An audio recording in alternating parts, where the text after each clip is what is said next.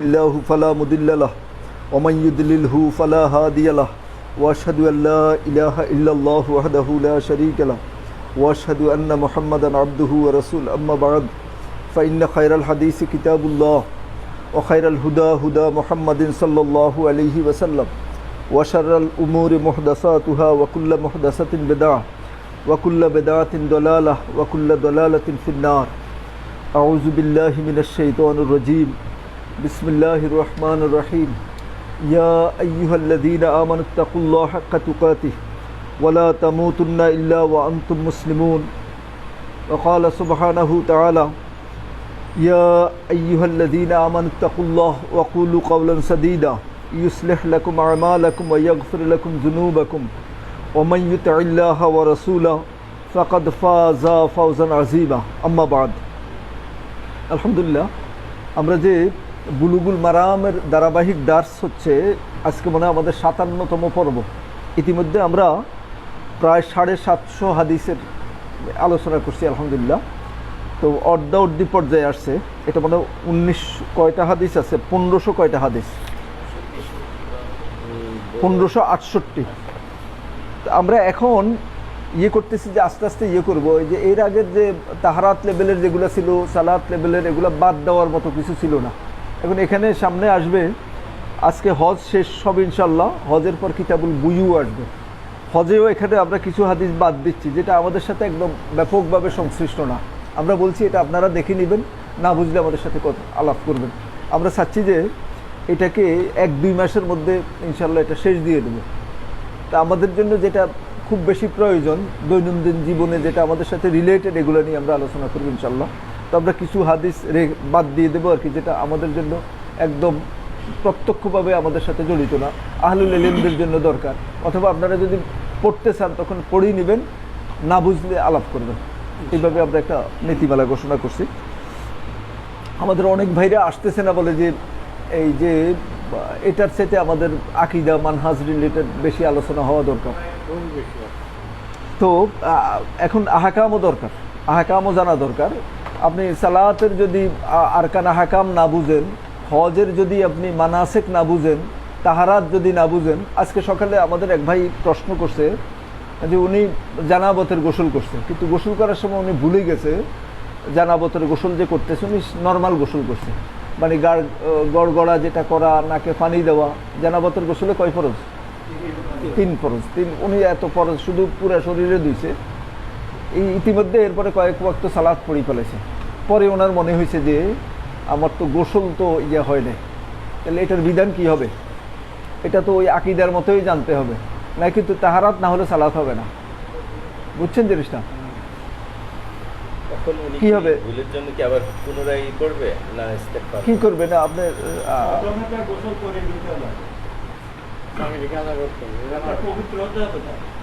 মানে সালাদ যেগুলো পড়ছে এগুলার কি হবে? হ্যাঁ, পুনরায় এখন তো মনে হয়েছে গোসল করবেই। সালাদ যেগুলো ধরুন 2 ওয়াক্ত সালাদ, তার 3 ওয়াক্ত চলে যাওয়ার পর তার মনে হয়েছে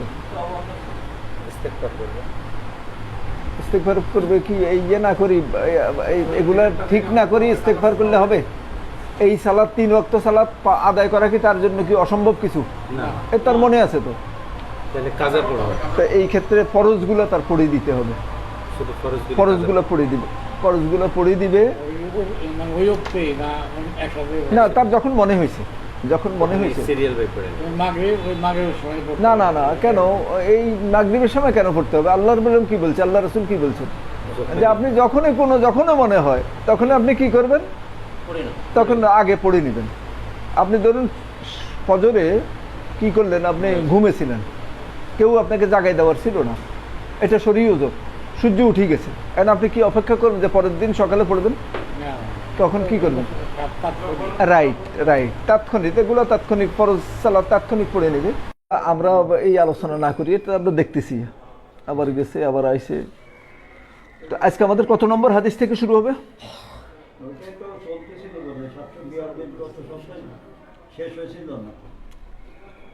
আমরা গত শনিবারে কত গেছিলাম মনে আছে? আরে 742-এর পরে আরেক দার্স গেছে। আপনি তো গত মঙ্গলবারের কথা বলতেছেন, আপনি শনিবারে ছিলেন না।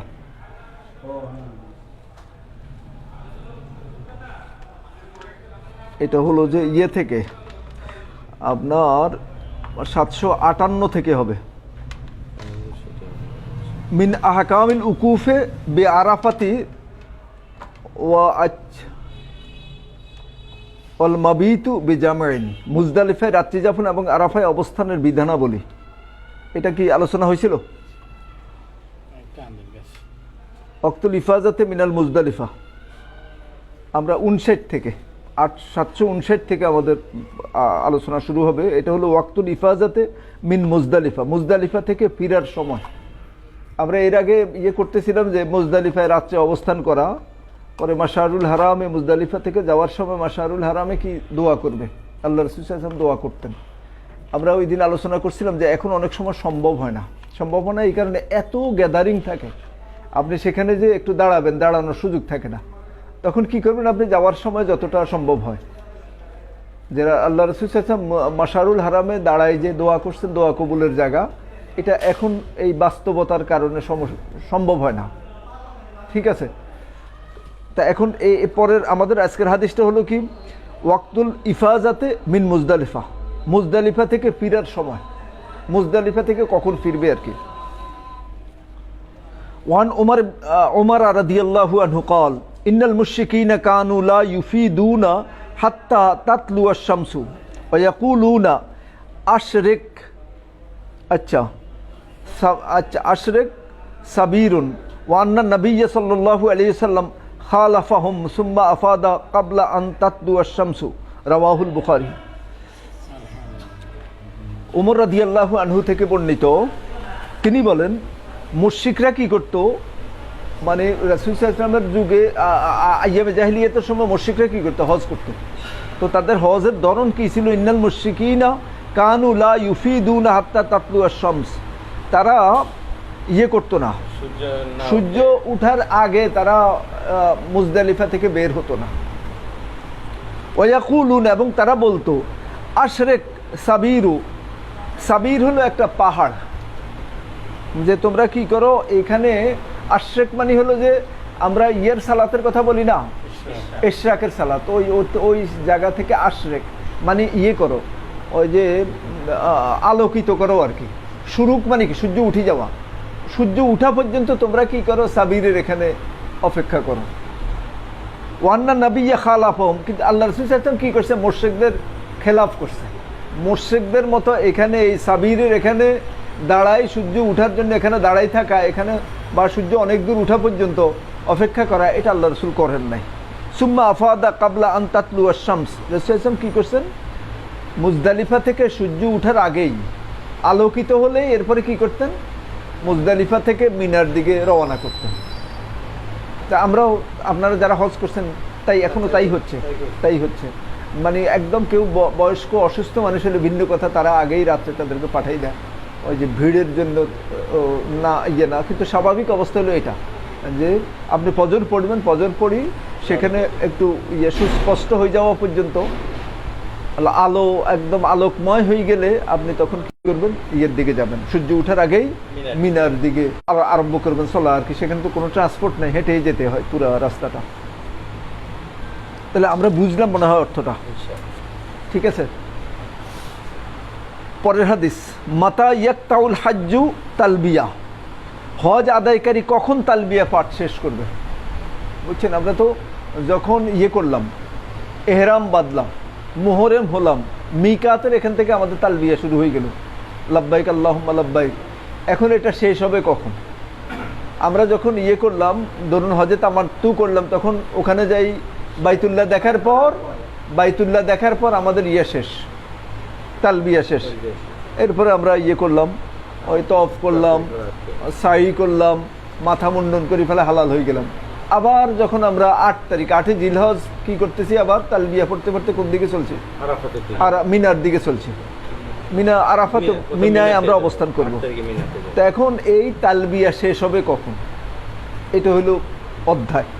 হাদিস নিয়ে আসছে, ওয়ান ইবনে আব্বাস ওয়া উসামা ইবনে যায়েদ রাদিয়াল্লাহু আনহুম ক্বালা, আব্দুল্লাহ ইবনে আব্বাস রাদিয়াল্লাহু আনহু এবং উসামা বিন যায়েদ রাদিয়াল্লাহু আনহুমা থেকে বর্ণিত, দুই বিখ্যাত সাহাবী। আব্দুল্লাহ ইবনে আব্বাস রাদিয়াল্লাহু তাআলা রাসূল সাল্লাল্লাহু আলাইহি ওয়াসাল্লাম চাচাতো ভাই, উসামা বিন জায়েদ হলো রাসূল সাল্লাল্লাহু আলাইহি ওয়াসাল্লামের পালক ছেলের ছেলে, মানে রাসূল সাল্লাল্লাহু আলাইহি ওয়াসাল্লামের খুবই প্রিয় পাত্র ছিল। হাসান হোসাইনের মতোই আল্লাহ রাসূলের খুব পছন্দের ছিল। আপনারা জানেন যে মক্কা বিজয়ের পর কুরাইশদের ফাতেমা নামে এক মহিলা চুরি করছে। চুরি করার প্রেক্ষিতে এখন বনু মাকজুম গোত্রের ছিল। এখন চোরের হাত কেটে দিবে, কিন্তু কুরাইশ বংশের কারো হাত কেটে দেওয়া এটা বিরাট লজ্জার ব্যাপার। এই সমস্ত কারণে ওনারা করলো যে ওনাদের জন্য হাত কাটা না হয়, এই কারণে সুপারিশ করার জন্য ধরছে কারে দি বলাবে। আল্লাহ রসুলের কাছে কথা বলার সাহস কেউ করতেছে না। তখন সবাই করলো যে ওসামা দিয়ে এটা বলা যায়। ওসামা বিন জায়েদ রাদিয়াল্লাহু তাআলা আনহু আল্লাহ রসুলের সাথে ওরকম ইন্টিমেসি ছিল, আল্লাহ রসুল খুবই পছন্দের মানুষ ছিল। তো ওই ওসামা বিন জায়েদ রাদিয়াল্লাহু তাআলা আনহুর দিয়ে প্রস্তাব দেওয়ার পর রাসূল সাল্লাল্লাহু আলাইহি ওয়াসাল্লাম খুবই খেপে গেছে। তখন বলছিল যে তোমাদের আগে ইহুদি নাসারারা এরকম করতো, সাধারণ মানুষ কোনো কী করলে, কোনো পাপ করলে, অপরাধ করলে সেখানে শাস্তি এক্সিকিউট করতো। যখন কোনো বিবাহিত মানুষ জেনা করত, কিন্তু সম্পদশালী প্রভাবশালী, তখন তারা কী করতো, ওই মাথা চুল কামাই টামাই একটু মাথা জুতার মালা পরাই টরাই ঘুরেই দিত। কিন্তু অন্যরা হইলে কী করতো, তাদেরকে সঙ্গেচার করতো, পাথর মেরে হত্যা করতো। তো আল্লাহ রসুল বলে তোমরা কি এখন এই সময় এগুলো করতে চাচ্ছ? বলছে যে আল্লাহর কসম, আমার মেয়ে ফাতেমা যদি চুরি করতো তাহলে আমি তারও হাত কেটে দিতাম। তো আমরা বলতেছিলাম যে ওসামা বিন জায়েদ রাদিয়াল্লাহু আনহু আল্লাহ রসুলের খুবই প্রিয় পাত্র ছিল।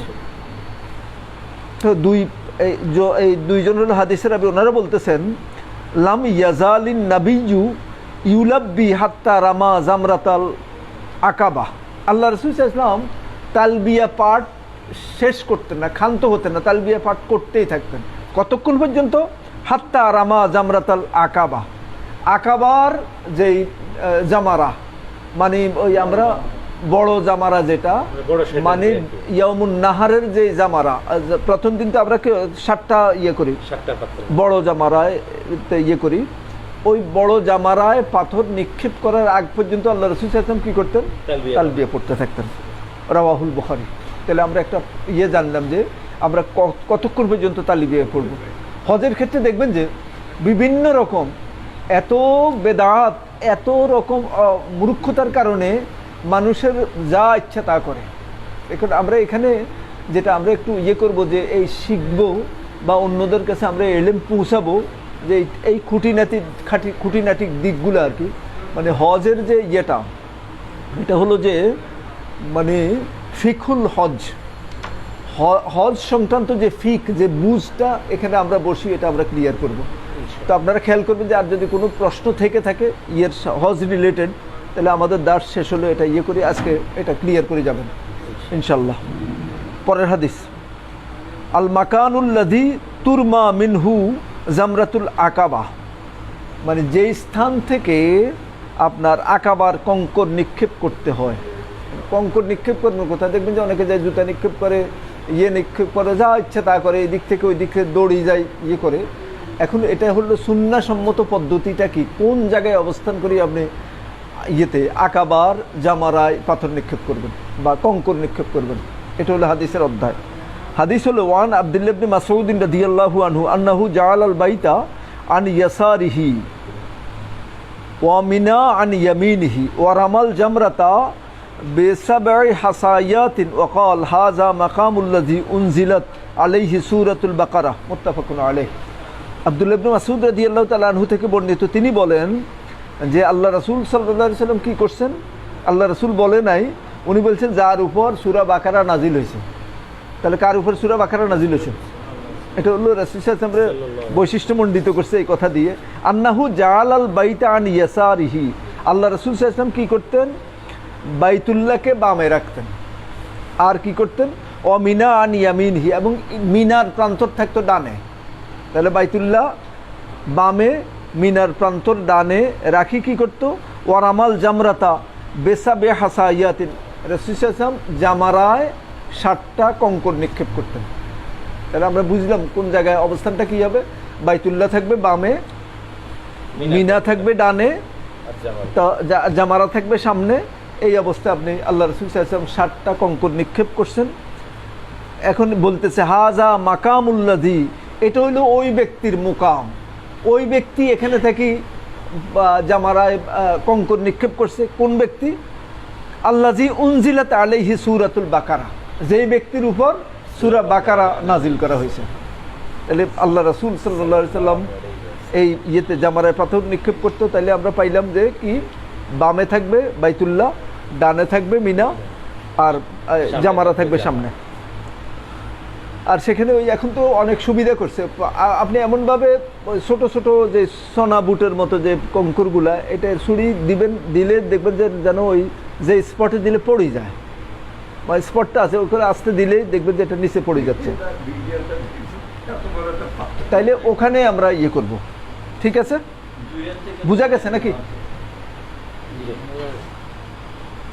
আমি একটু এই প্রসঙ্গে একটু বলে রাখি, ইমাম মালিক রাহিমাহুল্লাহ দার্সে ইমাম মালিক রাহিমাহুল্লাহকে প্রস্তাব দিয়েছিল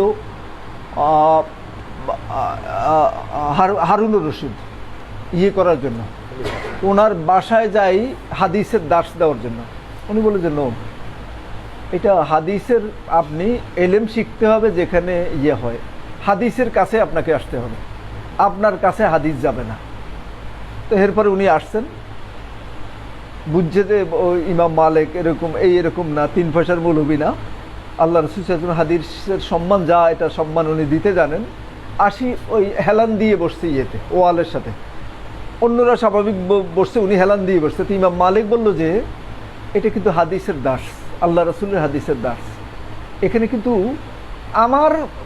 আমার সাথে কথা বললে যা ইচ্ছে তাই করতে, হেলান কেন, আপনি শুইও পারতেন, কিন্তু আল্লাহ রাসূলের হাদিসের সাথে এটা বেয়াদবি, আপনি এরকম পারেন না। তারপরে সোজা অন্যদের মতো হয়ে করছে। আমরা খেয়াল করবো যে আমরা যেখানে আসি, আমরা যে কথাগুলো বলতেছি, আমি হয়তো হক আদায় করি বলতে পারি না, কিন্তু কথা যা বলতেছি এটা আল্লাহ রাসূল সাল্লাল্লাহু আলাইহি ওয়াসাল্লামের নির্ভেজাল হাদিস, প্রমাণিত হাদিস, প্রত্যেকটা হাদিসের তাহকিক আমরা বলে দিচ্ছি। অতএব আমরা একটু খেয়াল করবো যে একটু যেন এটার তাজিমটা আমরা খেয়াল করবো ইনশাআল্লাহ। তো আমরা বলতেছিলাম যে ওয়াক্তু রামিল জেমার, পরের হাদিস, জামারায় কঙ্কর নিক্ষেপের সময়, কোন সময় জামারায় পাথর নিক্ষেপ করা, এটা সুন্নত। কয়েকদিন আগে আমাদের হারুন ভাই বলছিল যে ওই যে এক লোক বরিশাল থেকে 30 জন না 29 জন হাজি নিয়ে গেছে, তো নিয়ে যাই, সে কী করছে, রাত্রে ওই যে মুজদালিফা থেকে রাত্রে চলে গেছে, যাই সে কী করলো, জামারায় পাথর 3 দিনেরটা একসাথে নিক্ষেপ করছে, এই 29 জন হাজি সহ। এরপরে সে চলে গেছে ইয়েতে মক্কায় যায়, তাওয়াফে ইফাজা করছে, তাওয়াফে ইফাজা করি, এরপরে মাথার চুল কাটাই ফেলাইছে, মাথার চুল কাটি, এরপরে সে ইয়ে করলো, ওই যে হাজিদেরকে হোটেলে নিয়ে ওই আবার সেমাই খাওয়াইছে, সেমাই খাওয়াই হোটেলে শোয়াই, এরপরে সে মিনায় আসছে। তখন সবাই বললো যে কই ইয়ে গেলাম, এক বর্ণনা দিচ্ছে আর কি।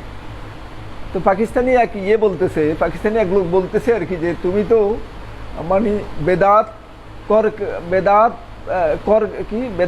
করকে করকে হজ কো নাঙ্গা কর দিয়া, বুঝছেন জিনিসটা? মানে হজরে একদম উলঙ্গ করে ফেলেছে, তুমি যেগুলা করছো এগুলো কোনো হজ না, বুঝছেন জিনিসটা? তো এই অবস্থা, তো এই মানুষগুলো হজ করছে, পয়সা খরচ করে, জীবনে আর তো আর কখন কি করতে পারে। এখন যেমন জাহেল গেছে আর জাহেলের সাথে জাহেল এই ঘটনা ঘটাইছে।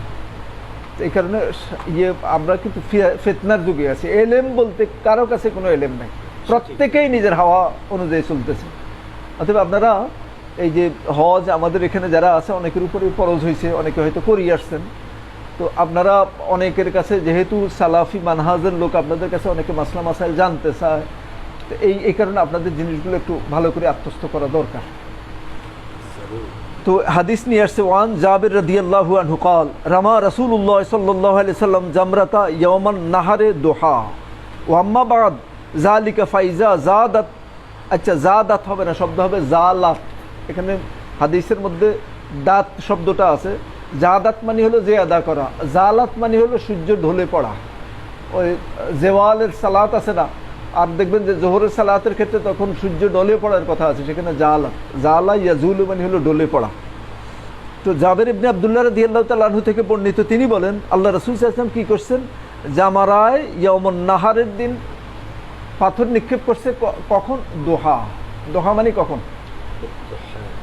দোহা মানে হলো ইশরাকের পরে, মানে 11টা 12টা, 10টা 11টা 12টা, মানে জোহরের আগে। এই সময় রাসূল সাল্লাল্লাহু আলাইহি ওয়াসাল্লাম ওই মিনা থেকে থেকে মুজদালিফা থেকে যাইতে যাইতে এই সময় লাগছে, যাই কি করছে, দোহার সময় কঙ্কর নিক্ষেপ করছে, প্রথম দিনের কঙ্কর, ইয়ামুন নাহার মানে 10 তারিখ। তাহলে আমরা পাইলাম প্রথম দিন কঙ্কর নিক্ষেপ করার সুন্নাহসম্মত টাইম হলো কখন? দোহা, জোহরের আগে। ওয়াম্মা বাদা জালিক, এর পরে আর কয়দিন থাকে? 11, 12, 13, আরও 3 দিন থাকে। 2 দিন তো ম্যান্ডেটরি ওখানে থাকতেই হয়, 3 দিন করতে হয়, পাথর 3 দিনই নিক্ষেপ করতে হয়। ওই দিন চলে আসতে পারে কেউ যদি চলে আসতে চায়। এটা কিন্তু 13 তারিখ পর্যন্ত থাকা হলো সুন্নত, 12 তারিখ পর্যন্ত অবস্থান করা হলো ওয়াজিব। তা আমরা 13 তারিখের কথাই বলতেছি। ওয়াম্মা বাদা জালিকা, এর পরে মানে 11, 12, 13 তারিখে আপনি কখন কঙ্কর নিক্ষেপ করবেন? এটা হলো যে জালাতিশ শামস, সূর্য যখন হেলে পড়বে, মানে জোহরের পরে আপনি কঙ্কর নিক্ষেপ করবেন। ঠিক আছে, তাহলে আমাদের বোঝা গেছে জিনিসটা।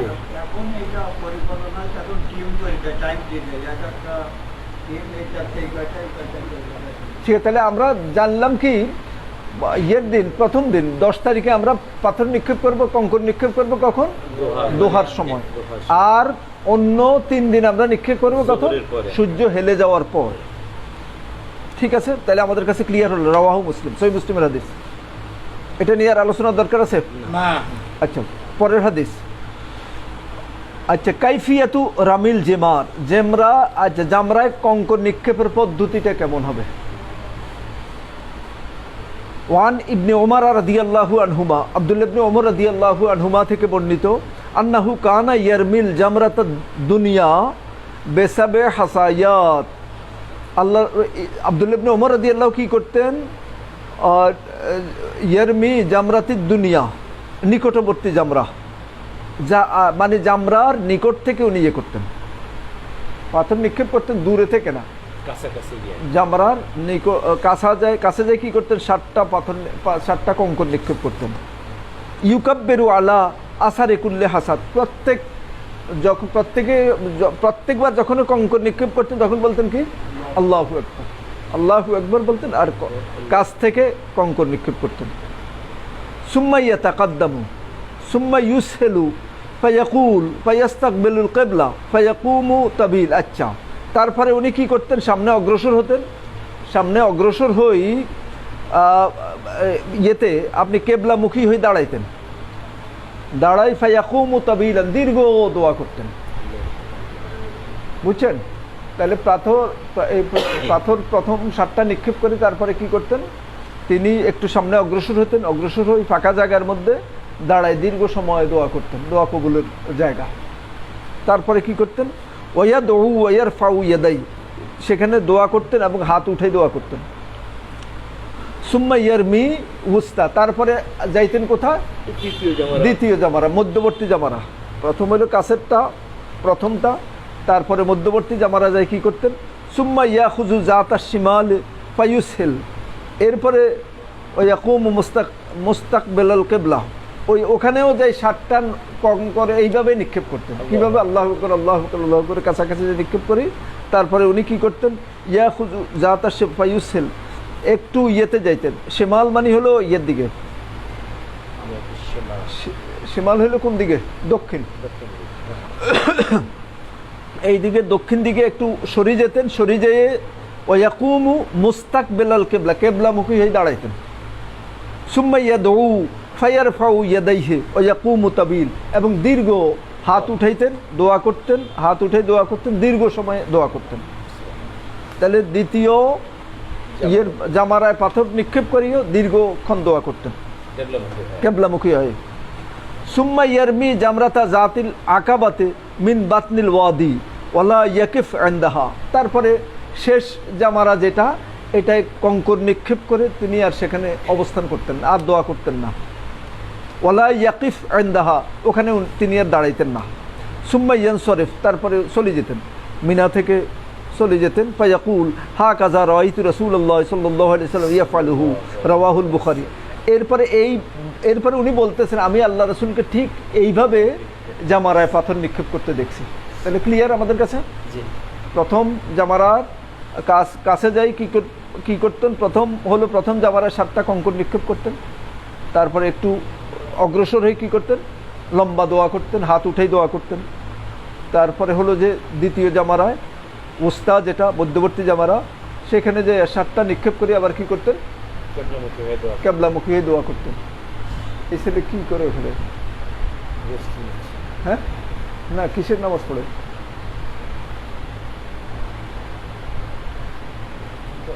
কে কে নামাজ পড়ে? ওই যে এখানে বসা ছিল, হে মনে হয় কিসের নামাজ পড়ে? ইয়েতে ইমাম আবারও ইমাম মালিক রহমতুল্লাহর প্রসঙ্গ আসতেছে। উনি ওনার দার্সে যে সমস্ত ছাত্ররা আসতেন বলতেন যে তোমরা ফরজ সালাত ছাড়া নফল সালাত পড়ার দরকার নেই। তোমরা কি করবে, নফল সালাতের চাইতে উত্তম হলো কি এলেম শিক্ষা করা। এটার মর্যাদা হলো কি আরো বেশি। কিসের? নফল ইবাদতের চাইতে বেশি প্রয়োজন কি? ওই যে ফরজ এলেম শিক্ষা করা, দ্বীনি এলেম, যেটা ফরজ এলেম। আমরা এই যে এলেম আলোচনা করতেছি এটা নফল মুস্তাহাব না, এটা হলো কি ফরজ এলেম। শরীয়তের একটা আহকাম হলো কি, ইসলামের 5টা স্তম্ভের একটা স্তম্ভ হলো কি হজ। তো হজ সংক্রান্ত এলেম।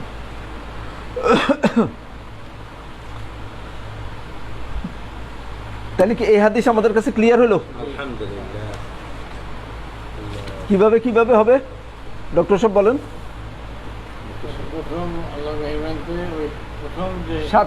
সাতটা কঙ্কর। হ্যাঁ হ্যাঁ, প্রথম জামারা, ছোট জামারা। আচ্ছা হ্যাঁ, প্রথম জামারা। আপনি বড় বলেন, কুবরা বলেন, যেটাই বলেন। হ্যাঁ, তারপরে 7টা মারার পরে ঘুরতেন, ঘুরে ঘুরে হাত তুলে দোয়া করতেন। তারপরে আবার দেখেন হলো উস্তা, হ্যাঁ মাঝখানেরটা, উনি গিয়ে কাছে গিয়ে 7টা কঙ্কর মারতেন। তারপর আবার কেমনভাবে হইয়া একটু সরে এসে কেমনভাবে হইয়া আবার হাত তুলে দোয়া করতেন। তারপরে শেষে গিয়া সুগরা দিলা, ওখানে গিয়ে একটু কাছে গিয়ে 7টা কঙ্কর মারতেন। তারপরে আর দোয়া করতেন না, চলে আসছেন মক্কা। হ্যাঁ চলে আসি। এরপরে কি বিবৃতি দিছে যে আল্লাহ রাসূলরে আমি এইভাবে কঙ্কর নিক্ষেপ করতে দেখছি। ক্লিয়ার জিনিসটা? আমাদের কাছে কিন্তু আব্দুল্লাহ ইবনে ওমর অত গুরুত্বপূর্ণ না। এত গুরুত্বপূর্ণ কেন হয়েছে? উনি বর্ণনা দিচ্ছেন যে আল্লাহ রাসূল এইভাবে করছে। ঠিক আছে, তাহলে আমরা এইভাবে করবো ইনশাল্লাহ। পরের অধ্যায় মাশরুইয়াতুত তাকসির দুনাল হালকে। আচ্ছা, মিন হাক্কিল মারাত, মহিলাদের বেলায় মাথা মুন্ডন না করে চুল আচ্ছা সামান্য ছোট করে শরীয়ত সম্মত। এটা হইলো অধ্যায়। মানে মহিলার পুরুষদের কি করতে হয়, মাথা কামাইতে হয়। আর পুরুষদের কি মাথা চুল ছোট করলে হয়?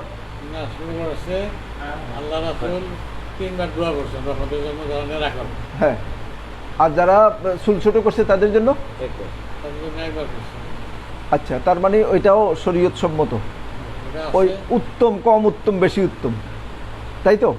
মাথা মুন্ডন করা হলো আল্লাহ রাসূল সাল্লাল্লাহু আলাইহি ওয়াসাল্লাম বলছে আল্লাহুম্মা আরহাম মুহাল্লিকিন, আল্লাহুম্মা আরহাম মুহাল্লিকিন। এরপরে তৃতীয়বার বলছে আল্লাহুম্মা আরহাম মুকাসসিরিন। আল্লাহ যারা মাথা চুল মুন্ডন করছে তাদের প্রতি রহম করুন, তাদের প্রতি রহম করুন। তৃতীয়বার বলছেন যারা চুল ছোট করছে আল্লাহ তাদের প্রতি রহম করুন। এখানে একটা জিনিস পারা যায় না, কুরবানি করার পরে কুরবানি হলো কিনা আমি তো টাকা দিয়ে দিচ্ছি সবাই খাতে। হ্যাঁ, জানতাম না এটা কি আনুমানিক ওই মাথা করতে হবে, সামনে হাদিস আসতেছে। এটা এত বড় সমস্যা না। সামনে আছে বা পিছনে গেছে। আব্দুল্লাহ ইবনে আমর ইবনুল আস রাদিয়াল্লাহু আনহু জিজ্ঞেস করছে, উনি ওনা থেকে বর্ণিত যে হজের দিন হয়েছে, আল্লাহ রাসূল সাল্লাল্লাহু আলাইহি ওয়াসাল্লাম বিদায় হজের দিন এক ব্যক্তি আসি বলল যে ইয়া রাসূলুল্লাহ, আমি তো করে ফেলেছি, আগে মাথা মুন্ডে ফেলাইছি পশু কোরবানির আগে। আল্লাহ রাসূলুল্লাহ হারাজ, সমস্যা নাই, তুমি কোরবানি করে দাও। বুঝছেন জিনিসটা? তার আপনি তো কোরবানি দিয়েই দিছেন, এরপরে ওইভাবে কথা আছে, এখানে আপনার কিছু করারও নাই। যদিও আমরা করছি, আমরা কোরবানি ওখানে যাই, কোরবানি করার সুযোগ আছে আর কি। এটা যে একবার গেলে এরকম বোঝা যায় না, কয়েকবার গেলে তখন বোঝা যায় যে হাল্লাকা যেটা, ওখানে যাই আপনি কোরবানি নিজে দিয়ে দিতে পারেন, পশু ওখানে আছে। কিন্তু নতুন মানুষ গেলে তখন এত কিছু বুঝে না, যে ওখানে ওই জায়গা খুঁজি পাওয়া, এত 2-3 বার গেলে তখন এগুলো বোঝা যায়। যেহেতু ওরকম করছেন অসুবিধা নেই, আপনার হয়ে যাবে ইনশাল্লাহ। জি হ্যাঁ হ্যাঁ, হয় হয়। আচ্ছা, তাহলে আমরা হাদিসটা পড়ি। ওয়ান ইবনে আব্বাস রাদিয়াল্লাহু আনহুমা, আব্দুল্লাহ ইবনে আব্বাস রাদিয়াল্লাহু আনহুমা থেকে বর্ণিত, আনিন নবী সাল্লাল্লাহু আলাইহি ওয়াসাল্লাম قال, তিনি আল্লাহ রাসূল সাল্লাল্লাহু আলাইহি ওয়াসাল্লাম থেকে ফরমাচ্ছেন, বর্ণনা করতেছেন কি আল্লাহ রাসূল কি বলতেছে, লাইসা আলান নিসাই হালকুন ওয়া ইন্নামা ইউকাসসিরুন, মহিলাদের কি করতে হবে না, মাথা মুন্ডাইতে হবে না, তারা কি করবে, একটু ছোট চুল ছোট করবে। চুলের মাথাটা। রাওয়াহু আবু দাউদ বিসনাদিন হাসান, আবু দাউদে হাদিসটা আছে কি হাসান সনদে। হাসানের কথা মনে আছে আপনাদের? হাসান কোন হাদিসে বলে? হ্যাঁ হ্যাঁ হ্যাঁ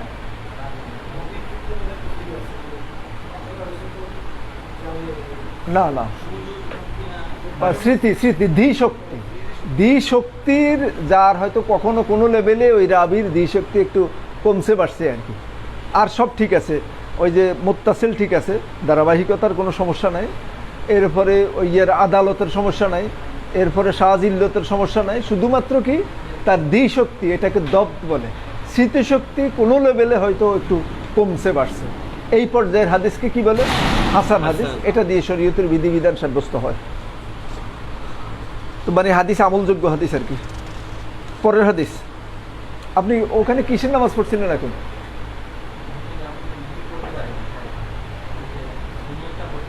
আচ্ছা, ওই যে সামনে এরকম আর করবেন না, সুন্নত পড়া হলো এটা কি, এটা নফল সালাত, পরে যে পড়বেন আগে পড়বেন। এখানে যে আমরা যে আলোচনা করছি এটা বাদ দিয়ে এটা চেয়ে তো ওটা উত্তম না। হ্যাঁ না, মাগরিবের নামাজ অনেক গুরুত্বপূর্ণ সালাত, কিন্তু এখন এই দার্স বাদ দিয়ে এটা যাওয়াটা আপনার এটা উত্তম হয় না, আপনি মানে অধম কাজ করছেন আর কি। উত্তম হলে যে এখানে বসে থাকা। আমরা সেটা ইমাম মালিক রহমাতুল্লাহ, জি সুন্নাতুল মুআক্কাদা দুটো কাজ। হ্যাঁ, সুন্নাত মুআক্কাদা ঠিক আছে, আর এটা হলো পর্যায়ে আইন, এলেম অর্জন করে। দিনী এলেম, শরীয়তের এলেম অর্জন করা কি প্রত্যেকের জন্য পর্যায়ে। বিশেষ করে ইসলামের যে দিন, কবরে গেলে আমাদেরকে জিজ্ঞেস করবে কি, মান রাব্বুকা ওমা দীনুকা ওমান নাবিয়ুকা, এই তো তিন প্রশ্ন, এই তিন প্রশ্নের এলেম শিক্ষা করা প্রত্যেকের জন্য পর্যায়ে আইন, একদম প্রত্যেক, পাগল না হওয়া পর্যন্ত। আপনি কবরে গেলে এই তিন প্রশ্নের জবাব আপনাকে অবশ্যই দিতে হবে। তা আপনি দিন যদি দুনিয়াতে না জানেন, আপনি কি বলতে পারবেন দিনই আল ইসলাম? আপনার মুখে দিতে সেটা আসবে না। আপনি তো দিন যে কয়টা জিনিসের সমন্বয় দিন, সেটাই তো আপনি জানেন না। আমাদের দেশে অনেক বড় বড় আল্লামারা জানে না, যারা দিন কায়েমের জন্য মানুষে খুনাখুনি করে, হরতাল ধর্মঘট করে, এরাও জানে না। এই দিন আমিরের সাথে কথা হয়েছে, আমিরও জানে না এই দিনের সংজ্ঞা কি, আল্লাহ রাসূল সাল্লাল্লাহু আলাইহি ওয়াসাল্লাম দিন দ্বারা কি বুঝেছে। তো ইয়েতে এই যে তিন প্রশ্নের জবাব শিক্ষা করা প্রত্যেকের জন্য পর্যায়ে, এটা হলো ঈমান, ইসলাম, ইহসান। এই তিনটা সম্পর্কে এলেম অর্জন করা, তিনটার সমন্বিত রূপকে বলে যে দিন। ঠিক আছে, তাহলে আমরা পরের হাদিসে যাই। হুকমু তারকিল মাবিতে বিমিনা, মিনায় রাত্রি যাপন পরিত্যাগ করার বিধান। কেউ হয়তো তার শরীর ওজরের কারণে রাত্রি যাপন মিনায় করতে পারল না, তাহলে এটা কি হবে? এই হলো অধ্যায়। হাদিস নিয়ে আসছে, ওয়ান ইবনে ওমর রাদিয়াল্লাহু আনহুমা আন্নাল আব্বাসা ইবনে আব্দুল মুত্তালিব ইস্তাআযানা রাসূলুল্লাহ সাল্লাল্লাহু আলাইহি ওয়াসাল্লাম আন ইয়াবিতা বিমাক্কাতা লায়ালিয়া মিনা মিন আজলি সিকায়াতিহি ফাআযনা লাহু, মুত্তাফাকুন আলাইহি। আব্দুল্লাহ ইবনে ওমর রাদিয়াল্লাহু আনহু থেকে বর্ণিত, তিনি বলেন যে আল্লাহ রাসূলের চাচা আব্বাস রাদিয়াল্লাহু আনহু কি করলো, উনি হজের সময় মিনায় অবস্থান করেন নাই।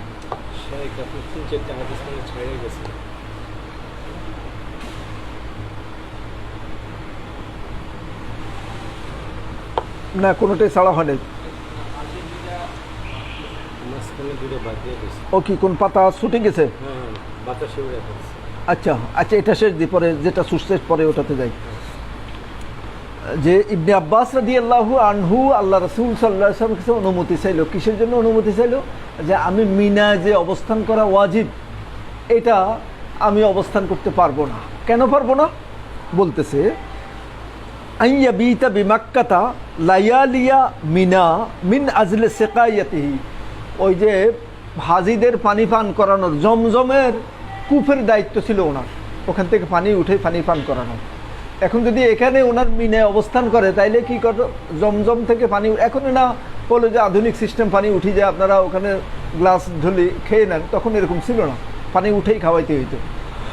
তো এই দায়িত্ব থাকার কারণে উনি বললো যে ইয়া রাসূলুল্লাহ, আমি যদি এরকম এখানে অবস্থান করি তাহলে ওটার হ্যাম্পার হবে। আল্লাহ রাসূল সাল্লাল্লাহু আলাইহি ওয়াসাল্লাম ওনাকে অনুমতি দিছে। আমি যাদের সাথে হজ করছি, পুরো একদম বেদাতি একটা কাফিলা, এরা কি করছে, হোটেলে ছিল পুরা সময়টা। তো পরে আমি এদেরকে ধরলাম, ওখানে অনেক সাইকুল হাদিস টাদিস আছে, এটা কি করলেন আপনারা? বলে যে না, ইবনে আব্বাস তো ইয়ে করছে, ওনাকে তো, উনি তো মক্কায় ছিল। তা আমি ওনারে বললাম যে ইবনে আব্বাসে তো আল্লাহ রাসূল অনুমতি দিছে, আপনারা অনুমতি দিছে কে? আর ইবনে আব্বাস অনুমতি নিছে, যদি এটা সুন্নত হইতে তাহলে কি অনুমতির দরকার ছিল? সুন্নত হলে অনুমতির দরকার ছিল? কেউ করলে উত্তম, না করলে ঠিক আছে। আমরাও যদি ওয়াজিব হইতে তাহলে এই ছেলেটা তো বলতাম না যে আপনি এখন সালাত আদায় করতে কেন গেছেন, এটা বলার সুযোগ নেই। কই কিসের জন্য? এটা যেহেতু নফল, যেহেতু ইয়েতে আরো উত্তম কাজ হলো। তো এরকম এটা নফল হলে তাহলে অনুমতি, আল্লাহ রাসূলের কাছে অনুমতি নেওয়ার দরকার ছিল না। তাহলে এরকম এই বেদাতিদের পাল্লায় পড়ি। বিশেষ করে আমি একদম অনলাইনে বলতেছি, দেওবন্দি যে মাসলাক আছে, এদের ইয়ে হলো যে এটা সুন্নত, এদের মাযহাবে এটা হলো সুন্নত। অথচ আল্লাহ রাসূল সাল্লাল্লাহু আলাইহি ওয়াসাল্লাম কি করছে, ইবনে আব্বাস অনুমতি দিয়েছে, এবং সালেহ আল উসাইমিন, বিন বাজ রাহিমাহুল্লাহ সহ সবাই ফতোয়া হলো যে এখানে যদি কেউ অবস্থান না করে তাকে দম দিতে হবে, এটা ওয়াজিব, এবং এটাই হলো প্রাধান্যপ্রাপ্ত মত। আপনি এই হাদিস নিয়ে ইয়ে করলো, কি করছে, আন্না আব্বাস ইবনে আব্দুল মুত্তালিব ইস্তাআযানা রাসূলুল্লাহ সাল্লাল্লাহু আলাইহি ওয়াসাল্লাম, আব্বাস ইবনে আব্দুল মুত্তালিব রাদিয়াল্লাহু আনহু কি করছেন, আল্লাহ রাসূলের কাছে অনুমতি প্রার্থনা করছেন। ইস্তাআযানা, অনুমতি চাইছেন। তাহলে অনুমতি কেন চাইছেন? ওয়াজিব বিদায় অনুমতি চাইছেন। এই হাদিস দিয়েই বিন বাজ রাহিমাহুল্লাহ, সালেহ আল উসাইমিন, নাসিরুদ্দিন আলবানী রাহিমাহুল্লাহ সহ সমস্ত যে সালাফি ওলামাদের ইয়ে হলো যে এটা ওয়াজিব, এখানে অবস্থান করতে হবে। আচ্ছা, 65-66 ঈদের দিন হজের কাশ্মীরের মধ্যে না না, ওই তো আরো ছুটছে, 64ও ছুটছে। 64 বলছেন না, 64 বলি নাই, 64 বলি নাই, এই পুরো পেজটাই ছুটছে। জি, এটা হলো আমরা যেটা ছুটছে এটা আবার ইয়ে করতেছি, এটা 360 নম্বর পেজের হাদিসগুলো আমাদের আলোচনা হয় নাই। এটা হলো, এটা অধ্যায়টা হলো মারতাবাতুত তাকসির মিনাল হালাক, নেড়া করা কিংবা চুল খাটো করার ফজিলতের তারতম্য। যে হজ করার পর, উমরা করার পর, সম্পন্ন করার পর এরপরে যে মাথার চুল কামানো আর মাথার চুল কাটা, এই কামানো আর কাটার মধ্যে ফজিলতের পার্থক্যটা কি, এটা হলো অধ্যায়। বুঝছেন? যে কাটলো তার ফজিলত কত বেশি, যে কামাইলো তার ফজিলত আরও কত বেশি, এটা হলো অধ্যায়। হাদিস নিয়ে আসছে যে আল্লাহ রাসূল, আন্না রাসূলুল্লাহ ওয়ানহু মানে হলো কে, আব্দুল্লাহ ইবনে ওমর, আব্দুল্লাহ ইবনে ওমর রাদিয়াল্লাহু আনহু থেকে বর্ণিত এই হাদিসেও তিনি বলতেছেন, আল্লাহ রাসূল সাল্লাল্লাহু আলাইহি ওয়াসাল্লাম কি করতেছেন, দোয়া করতেছেন, আল্লাহুম্মার হামিল মুহাল্লিকিন, আল্লাহ আপনি যারা চুল মুন্ডাইছে, চুল কামাইছে, এদের প্রতি রহম করুন। ক্বালু ওয়াল মুকাসসিরিন, সাহাবা একরাম বলতেছে ইয়া রাসূলুল্লাহ, যারা চুল কাটছে তাদের কি হবে, তাদের ব্যাপারে একটু বলেন।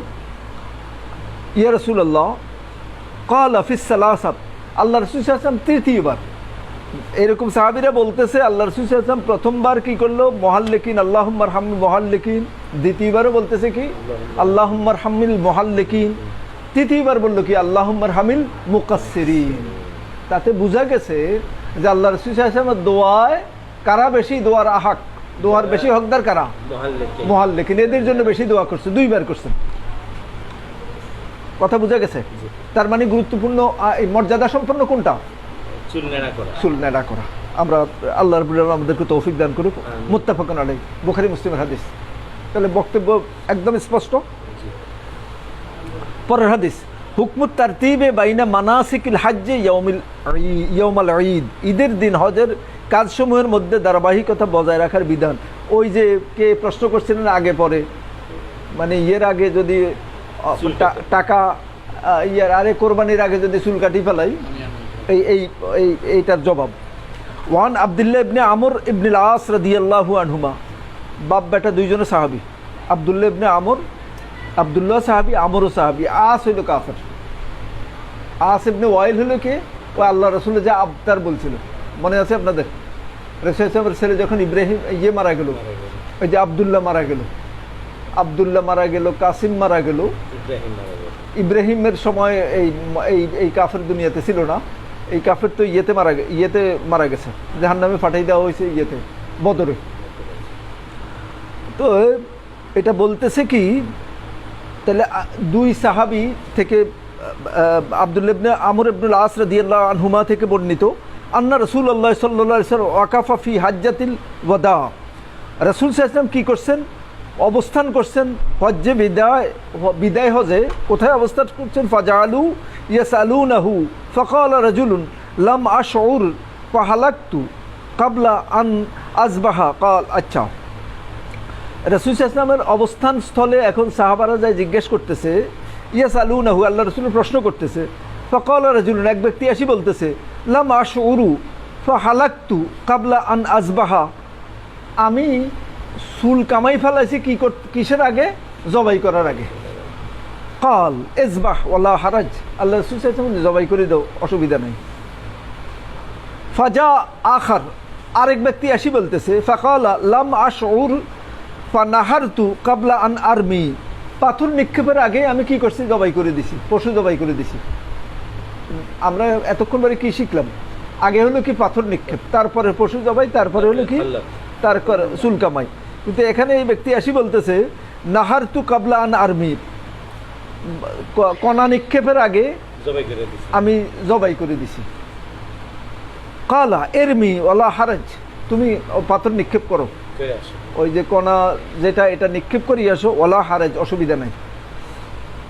ফামা সুইলা ইয়াউমা ইযিন আন শাইইন কুদ্দিমা ওয়ালা উখিরা ইল্লা কাল এফআল ওয়ালা হারাজ। এখন আব্দুল্লাহ ইবনে আমর রাদিয়াল্লাহু আনহু বলতেছে, আল্লাহ রাসূল সাল্লাল্লাহু আলাইহি ওয়াসাল্লাম আগে পরে ওই দিন যত প্রশ্ন করছে, আল্লাহ রাসূল কি বলছেন? এফআল লা হারাজ, করো, অসুবিধা নেই। তার মানে হলো যে অনেক সময় যদি ভুলে অথবা আগে পিছে হয়ে যায়, তাইলে ইচ্ছা করি আমরা কি করব না, আগে পিছে করব না, আমরা সুন্নাহরে ইত্তেবা করব।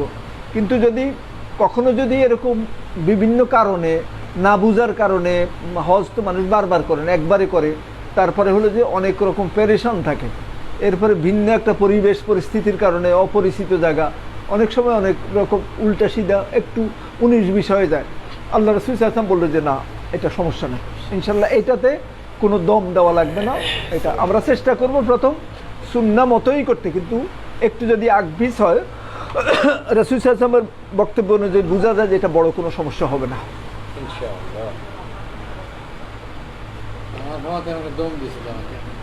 কিসের জন্য দম দিয়েছেন?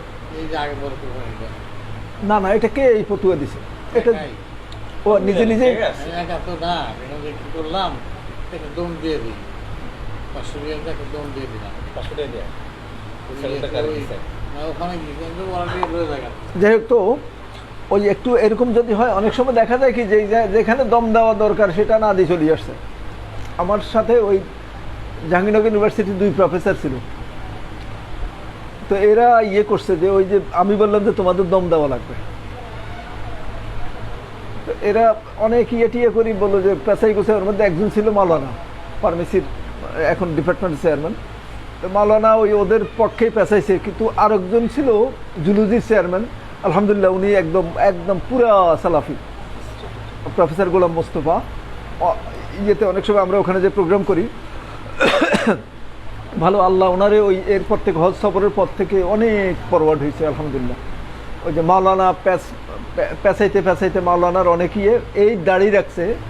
মাওলানা বলতেছে যে আরে ইউনিভার্সিটির প্রফেসর আমরা কিসের দাড়ি রাখবো? এরপরে ওই টাকনার উপর কাপড় উঠেছে, বলে যে না এটা আমরা আবার এগুলো নিয়ে আবার জাকারিয়া শাইখের কাছে নিয়ে আসলাম। তো উনি 2জন ফ্রেন্ড ছিল, তো বলে দেখেন শাইখে বেদাতি আমার কি বলতেছে, এই আবার নিজে মাওলানাও। যাই হোক, তো আল্লাহ যে কাকে হেদায়েত করে, আল্লাহ যে যারা এরকম হেদায়েত চায়, মুখলেস, আল্লাহর পরে তাদেরকে তৌফিক দেয়। আর কি আর হাদিস আছে এখানে? আরেকটা আছে, মাশরুইয়াতু তাকদিমিন নাহারি আলাল হালক, মাথা মুন্ডন করার পূর্বে কোরবানি করার বৈধতা। এটা হলো অধ্যায়। আন মিসওয়ার ইবনে মাখরামা রাদিয়াল্লাহু আনহুমা আন্না রাসূলুল্লাহ সাল্লাল্লাহু আলাইহি সাল্লাম নাহারা ক্বাবলা আন ইয়াহলিকা ওয়া আমারা আসহাবাহু বিযালিকা, রাওয়াহুল বুখারী। তাহলে মিসওয়ার ইবনে মাখরামা রাদিয়াল্লাহু আনহুমা থেকে বর্ণিত হাদিস, তিনি বলেন আন্না রাসূলুল্লাহ সাল্লাল্লাহু আলাইহি সাল্লাম নাহারা ক্বাবলা আন ইয়াহলিকা, রাসূল সাল্লাল্লাহু আলাইহি সাল্লাম কি করছেন?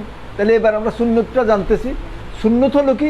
আগে পশু কুরবানি, পশু জবাই, হাদি জবাই করার পর তারপরে কি করবে? ও আমারা আসহাবাহু বিযালিক, ও এরপরে রাসূল সাল্লাল্লাহু আলাইহি ওয়াসাল্লাম চুল কাটছে এবং প্রত্যেকের নির্দেশ দিচ্ছেন যে তোমরা কি করবা? এইভাবেই করো। আগে পশু জবাই করবা, জামারায় প্রাথন নিক্ষেপ, তারপরে পশু কোরবানি, পশু জবাই, এরপরে তোমরা মাথা চুল মুন্ডন করবা, কামাবা। কি? হ্যাঁ, না না, কোরবানি করা তো আপনি বাধ্য, মিনার মধ্যে কোরবানি করতে হবে। মিনার ভিতর, মিনা এর আগে হাদিস গেছে আমাদের, কোরবানির জায়গা, নহরের জায়গা হলো কি? পুরা মিনা। মিনার টেরিটরি বাইরে কোরবানি করলে কোরবানি হবে না। তো কোরবানি আর এখন আপনি করতেও পারবেন না। এখন হাল্লাকা যেটা, সেটা মিনার মধ্যে, তাও পুরা মিনা না, এখন একটা সাইডে যাই, ওখানে কোরবানি করতে হবে, যেখানে যে রক্তার নয়তো পরিবেশ ইয়ে হয়ে যাবে। বেশ চমৎকার একটা সিস্টেম করছে যে সিটি কর্পোরেশন ওখানে, যে ইয়েতে হাল্লাকা বলে, হাল্লাকা যেখানে ইয়ে করা হয়, হালাক করা হয় আর কি, ওখানে লেখা আছে বড় করি হাল্লাকা। তো হাল্লাকার মধ্যে যাই। আর শরীয়তের নির্দেশনা হলো কি? আপনি পশু হাদি কোরবানি দিতে হবে কোথায়? মিনার ভিতরে।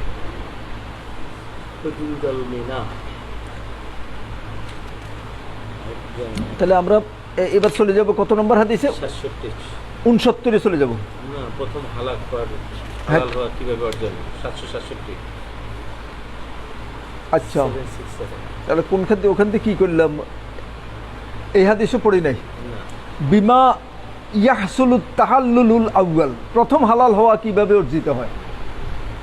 হজের মধ্যে প্রাথমিক হালাল মানে স্ত্রী সহবাস ছাড়া সব কাজ করা যাবে, এটাকে বলে যে প্রাথমিক হালাল। সেটা হলো কিভাবে? এই বর্ণনা দিচ্ছে।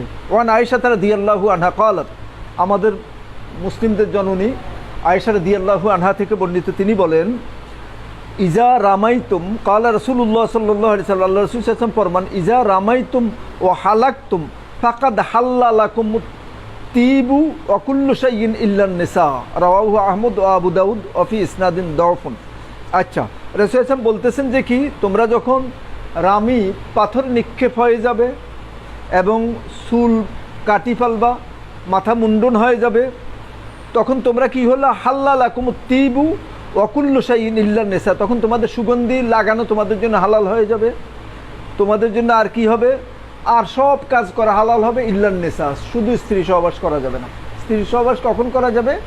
তাওয়াফে ইফাজা করার পর, মানে ইয়ে থেকে ফেরত আসি, ইয়েতে মিনা থেকে আসি, কি করতে হবে? তাওয়াফে ইফাজা, এটা ফরজ তাওয়াফ। এটা হয়ে যাওয়ার পর তখন এবার আপনি পরিপূর্ণ হালাল হয়ে যাবে। তাহলে প্রাথমিক হালাল হলো কি? তাওয়াফে ইফাজার আগে যখন আপনি পাথর নিক্ষেপ আর কোরবানি হয়ে যাবে, তখন আপনি পোশাক খুলি ফেলতে পারবেন। পোশাক খুলি আপনি কি করতে পারবেন? ওই যে সুগন্ধি মাখতে পারবেন, তারপরে হলো যে জামা কাপড় পরতে পারবেন, মানে স্ত্রী সহবাস ছাড়া সব কাজ করা যাবে। সব বৈধ কাজগুলি করা যায়। ক্লিয়ার জিনিসটা? জি। আচ্ছা, পরের হাদিস, মাশরুইয়াতুত তাকসির দুনাল হালকে ফি হাক্কিল মারাতে, মহিলাদের বেলায় মাথা মুন্ডন না করে চুল সামান্য ছোট করে শরীয়ত সম্মত। এই হাদিস আমরা আমাদের হয়েছে, তাই তো? পরেরটাও হয়েছে। তাহলে আমরা এবার চলে যাব কোথায়? 69-এ। 70-এ যাবো কেন? 69-এ যাবো। ও আচ্ছা আচ্ছা, তাহলে 70 হলো ওয়ান আসিম ইবনে আদি রাদিয়াল্লাহু আনহু আন্না রাসূলুল্লাহ সাল্লাল্লাহু আলাইহি ওয়াসাল্লাম আরখাসা লিরওয়ায়াতিল ইবিলে ফিল আচ্ছা বুয়ু বাইতুতাতে আন মিনা ইয়ারমুনা ইয়াওমান তাহরিম নাহার। এই হাদিসটা আমাদের জন্য খুব বেশি প্রাসঙ্গিক না। উটের রাখালদের জন্য কি করতে পারবে? উটের রাখালরা ওই যে ইয়েতে মিনায় অবস্থান না করলে চলবে। তাদেরকে আর খাসা রুকসত দেওয়া হয়েছে। বুঝছেন জিনিসটা? তাহলে আমরা তো হজ করতে গেলে ওঠের রাখালি করব না, আমাদেরকে রুকসত দেওয়া হবে না। আর কার জন্য সুম্মা ইয়ারমুন ইয়ামুন নাহার সুম্মা। আচ্ছা, তো ঠিক আছে, তাহলে আপনার পরের হাদিসে যাই। মাশরুইয়াতুল খুতবাতে বিমিনা, আমরা বলছি যে আজকে শেষ দিব ইনশাল্লাহ। মিনায় খুতবা দেওয়ার বৈধতা, মিনায় বক্তৃতা দেওয়া যাবে কি না, এটা হলো অধ্যায়। হাদিস নিয়ে আসছে ওয়ান আবি বাকরাতা রাদিয়াল্লাহু আনহু قال খাতাবনা রাসূলুল্লাহ সাল্লাল্লাহু আলাইহি ওয়াসাল্লাম ইয়াওমান নাহারে, হাদিসুন মুত্তাফাকুন আলাইহি। আচ্ছা, ইয়ে বলতেছে আবি বাকরা রাদিয়াল্লাহু আনহু থেকে বর্ণিত। আবি বকর না, আবি বাকরা রাদিয়াল্লাহু সংক্রান্ত আমি ওনার উপর 2-3 দিন কথা বলছি, আপনাদের কিছু মনে আছে কিনা? উনি কোন গোত্রের দাস ছিল? উনি দাস ছিল, পরবর্তীতে একটা সিচুয়েশনে উনি মুক্ত হয়েছে। সব বলি গেলে তো হবে না। এটা হলো যে ইয়ের সময় বনু সাকিফ, ওই যে হুনাইনের অভিযানের সময়, হুনাইনের বনু সাকিফের দুর্গ অবরুদ্ধ করে রাখছে আল্লাহ রাসূল সাল্লাল্লাহু আলাইহি ওয়াসাল্লাম সাহাবায়ে দিয়ে। পরবর্তীতে কি হয়েছে, যুদ্ধ কোনো শেষ হচ্ছে না, ওরা দুর্গ থেকে বের হচ্ছে না। পরবর্তীতে রাসূল সাল্লাল্লাহু আলাইহি ওয়াসাল্লাম ঘোষণা দিছে, এই বনু সাকিফের যে সমস্ত দাসরা আছে, এরা যদি পক্ষ ত্যাগ করি, মুসলমানদের পক্ষ নয়, তাহলে এরা আজাদ। বুঝছেন জিনিসটা? তো এই অবস্থা, এই আবু বাকরা রাদিয়াল্লাহু আনহু বনু সাকিফের দাস ছিল, পক্ষ ত্যাগ করি 80 মুসলমান হয়েছে। পরবর্তীতে বিখ্যাত সাহাবী এবং বড় ফকি, বড় মুহাদ্দিস। ওই ওনার একটা হাদিস আছে যে ওই ইয়েতে আমরা প্রায় বলি যে রাস্তার মধ্যে রুকু দিয়ে দিছে, আল্লাহ রাসূল রুকুতে চলে গেছে, উনি রাস্তায় রুকু দিছে, পারে রুকুর মধ্যে হাঁটি যাই জামাতে যাই সামিল হয়েছে। আল্লাহ রাসূল সাল্লাল্লাহু আলাইহি ওয়াসাল্লামের দৃষ্টি আকর্ষণ করা হয়েছে যে আবু বাকরা তো এই ঘটনা ঘটাইছে। আল্লাহ রাসূল সাল্লাল্লাহু আলাইহি ওয়াসাল্লাম বললো যে হেরসাকা জাদাকাল্লাহু হেরসাক, আবু বাকরা আল্লাহ তোমার এই যে সালাতের জন্য যে তুমি যে লালায়িত লালুস, এই যে আগ্রহ, এটা আল্লাহ আরো বাড়াই দেখ। ফালা তাউদ, কিন্তু সামনে আর এরকম করবা না। সালাতের জন্য আগ্রহ আল্লাহ বাড়াই দেখ, কিন্তু ওই রাস্তার মধ্যে রুকু দিবে না, আস্তে আস্তে আসবা, আসি যতটুক সালাত পাও এটা পড়বা, বাকি যেটা ছুটি গেছে এটা আদায় করে দিবা। ঠিক আছে? এই আবু বাকর রাদিয়াল্লাহু আনহু থেকে হাদিস বর্ণিত। তিনি বলেন যে খাতাব না, আল্লাহ রাসূল সাল্লাল্লাহু আলাইহি ওয়াসাল্লাম খুতবা দিয়েছেন, মানে আমাদের উদ্দেশ্যে বক্তৃতা দিয়েছেন ইয়াউমান নাহার, ওই যে দশম দিন, জিলহজের 10 তারিখ, জবাইর দিন আর কি। নাহার, ইয়ামুন নাহার কোন দিন? জিলহজের 10 তারিখ। 10 তারিখে রাসূল সাল্লাল্লাহু আলাইহি ওয়াসাল্লাম মিনায় আমাদের উদ্দেশ্যে খুতবা দিছে। এখন আপনারা যদি, আমরা হজে গেলে যদি আমাদের সাথে কোনো শায়েখ থাকে, শরীয়তের বিধিবিধান নিয়ে, এটা নিয়ে আলোচনা, এটা নিয়ে মাসলা মাসাইল, এটা নিয়ে আকীদা মানহাজ, এগুলো শিক্ষা করা যাবে।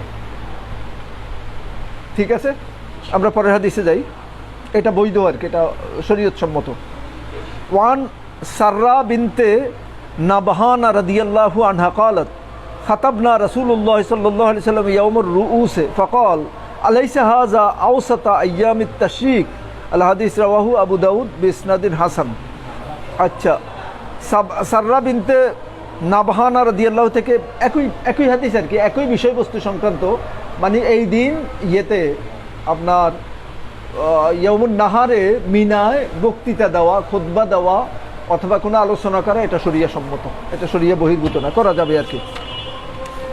পরের হাদিস ইকতিফাউল কারিন বিতাওয়াফি ওয়াহিদিন ওয়া সাইন ওয়াহিদিন, এটা একটু প্রয়োজনীয় জিনিস, একটু বুঝের জিনিস আছে।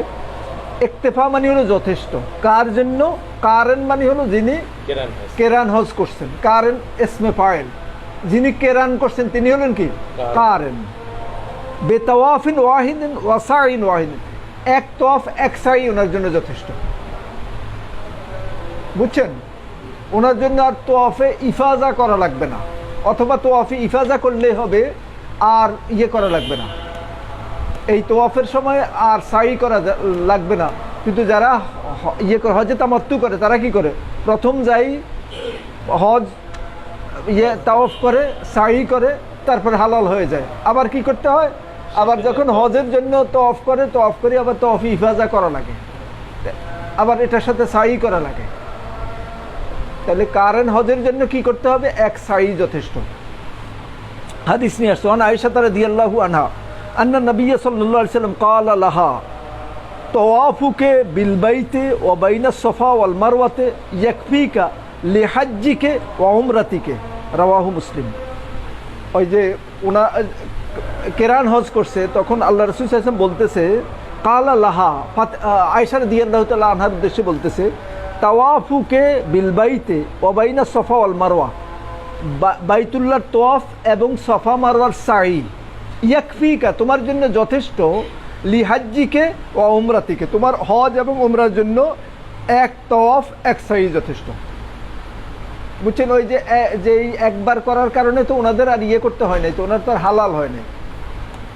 হজ্জে কিরান বুঝেন তো, না গরু বাছুর পরে। হজ্জে কিরানের মধ্যে আর এহরাম খোলার সুযোগ নাই। ওই যে যখন এহরাম বা মিকাত থেকে ইয়ে করলো, ওই যে ইয়াউমুন নাহার পর্যন্ত কি করতে হয়, মুহরম থাকতে হয়, এহরামরত থাকতে হয়। তাহলে আমাদের কি ইয়েতে এটা বুঝতে একটু অসুবিধা হচ্ছে, যেহেতু আমরা হজ্জে কিরান করি না। আমরা কি কোন হজ করি, তামাত্তু। কেন করি? আমরা হালাল খাই কোরবানি যাই। দিই না সাথে।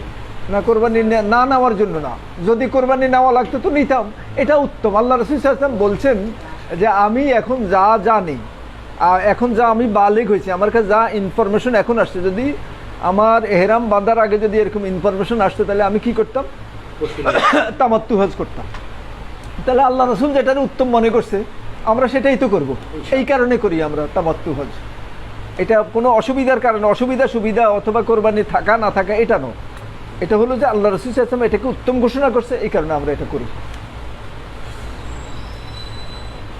তারপরে আদামু মাশরিয়াতির রামালে ফি তাওয়াফিল ইফাজা, তাওয়াফি ইফাজা রমল না করা শরীয়ত সম্মত। তাহলে তাওয়াফি ইফাজার আগে তো অফ করছি না আমরা, কোন তওয়াফ করছি, ওই যখন আমরা তামাত্তুর জন্য যে উমরার জন্য যে তওয়াফ করছি সেখানে তো রমল করছি। তাহলে এই হাদিস দ্বারা বোঝা যায় রমল একবারে করতে হয়। রমল মানে কি, বীরের বেশে তিনবার একটু ইয়ে করা, মানে হাত টাত ইয়ে করি, আর্মিদের মতো ইয়ে করি, বুক টান টান করি, যেন এরকম বীরের মতো। মুশরিকরা বলছে কি আল্লাহ রাসূল সাল্লাল্লাহু আলাইহি ওয়াসাল্লাম এবং সাহাবা একরাম আসবেন কি হয়েছে, এই যে কালা জ্বরে ওনাদেরকে দুর্বল করে বলেছে মদিনার জ্বরে। তা আল্লাহ রাসূল সাল্লাল্লাহু আলাইহি ওয়াসাল্লাম সাহাবা একরাম নির্দেশ দিয়েছে যে মুশরিকদেরকে দেখাও যে না আমরা দুর্বল হইনি। ওই স্মৃতি স্মরণার্থে প্রথম আপনি যখন তাওয়াফে জিয়ারা করবেন, প্রথম যে তাওয়াফটা এটাতে রমল করা হলো কি সুন্নত। সাতবারের মধ্যে 3 বার রমল, 4 বার হলো মাসিক স্বাভাবিক হাঁটা। ঠিক আছে, হাদিস নিয়ে আসছে আন ইবনে আব্বাস রাদিয়াল্লাহু আনহুমা আন্না নবী সাল্লাল্লাহু আলাইহি ওয়াসাল্লাম লাম ইয়ারমুল ফিস সাবঈল্লাযী আফাযা ফীহি, রাওয়াহুল খামসা ইল্লা তিরমিজি ওয়া সাহাহাহুল হাকিম। ইবনে আব্বাস রাদিয়াল্লাহু আনহুমা থেকে বর্ণিত, তিনি বলেন আল্লাহ রাসূল সাল্লাল্লাহু আলাইহি ওয়াসাল্লাম লাম ইয়ারমুল ফিস সাবঈল্লাযী আফাযা ফীহি, কোনটা ওই যে ইয়েতে ইফাজার যে ইয়ে করছেন, যেই তওয়াফ করছেন, তওয়াফি ইফাজার জন্য সেখানে আল্লাহ রাসূল লাম ইয়ারমুল রমল করেন নাই। 7 বারের কোনোটার কোনো একটা চক্করেও তিনি কি করেন নাই, রমল করেন নাই। তাহলে আমাদের জন্য আর রমল করা সুন্নত না। তাই রমল করতে হবে কখন, তাওয়াফে জিয়ারত, যেটা প্রথম তাওয়াফ যেটা, সেখানে আমরা রমল করব। তোমাদের উমরা হজে পড়বে। উমরা হজ যেখানে আপনি প্রথম যেটা করবেন, আপনি যখন তামাত্তু হজ করি তখন তো সেটা হজের জন্যই তো, আমরা তামাত্তু হজের জন্যই তো প্রথম উমরার জন্য যেটা করি এটাই হলো, এখানে রমল করতে হবে। তার মানে যখনই আপনি আবার যখন আমরা ইয়ে করতে যাই, উমরা করতে যাই, প্রথম আমরা যখন ইয়ে করব এটাই আমরা রমল করবো, এরপরে যতবার তওয়াফ করি আর রমল করা লাগবে না। ক্লিয়ার কথাটা? জি, মুখ্য অবস্থান করলে প্রতিদিনই তওয়াফ করা যায়। আচ্ছা, পরের হাদিস হুকমুন নুজুল বিল ইবতাহ।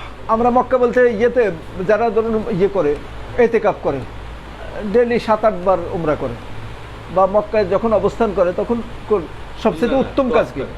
উত্তম কাজ হলো তওয়াফ করা। আপনি যখন মসজিদ বাইতুল্লাহ অবস্থান করবেন, আপনার সবচেয়ে উত্তম কাজ কি? তওয়াফ করা, এরপরে সালাত। তো ওখানে যত বেশি, যেহেতু তওয়াফটা আপনি পৃথিবীর বিভিন্ন প্রান্তে সালাত আদায় করতে পারবেন, তওয়াফ তো কি বাইতুল্লাহর সাথে খাস না, তখন আমাদের উচিত হলো সেখানে যত বেশি তওয়াফ করা যায়।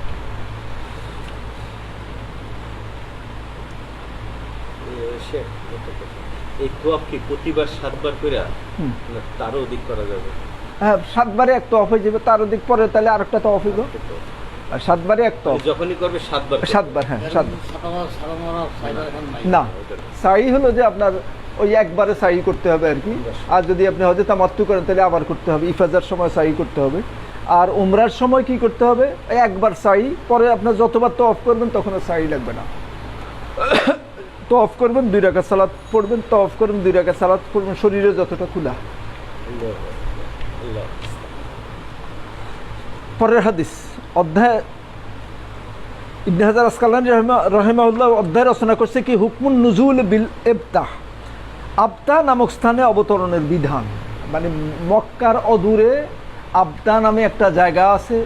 আল্লাহ রাসূল সাল্লাল্লাহু আলাইহি সাল্লাম কী করতেন, যখন বাইতুল্লাহ ঢুকতেন তখন আবতায় অবস্থান করতেন।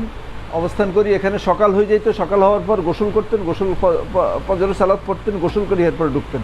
এটা সম্ভবত এই হাদিস।